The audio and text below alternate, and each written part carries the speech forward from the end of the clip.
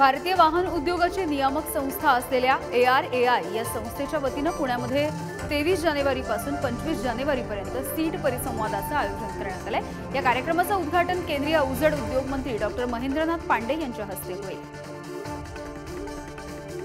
Bank of महाराष्ट्रने गेल्या 9 महिन्यांमध्ये 2837 कोटी रुपयांचा नफा कमावलाय।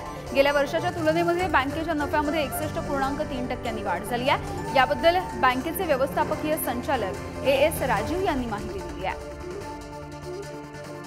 केंद्रीय मंत्रिमंडळाने 16व्या वित्त आयोगावरील सहसचिव दर्जाच्या 3 पदांना मंजुरी दिली आहे। यामध्ये 2 पद हे सहसचिव आणि 1 पद वित्त सल्लागाराचे असल्याची माहिती मिळाली आहे।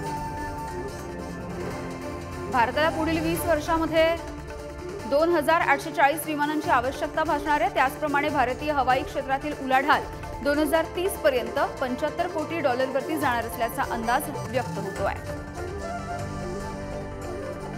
जहाज वाहतूक, गोदामो आणि शीतगृहांच्या व्यवसायातील जगातील बलाढ्य कंपनी मर्स्क या कंपनी गुजरातमध्ये गुंतवणूक करण्याची तयारी करते। गुजरातच्या मेहसाणा जिल्ह्यामध्ये हे शीतगृह उभारण्यात येणार असल्याची माहिती आहे।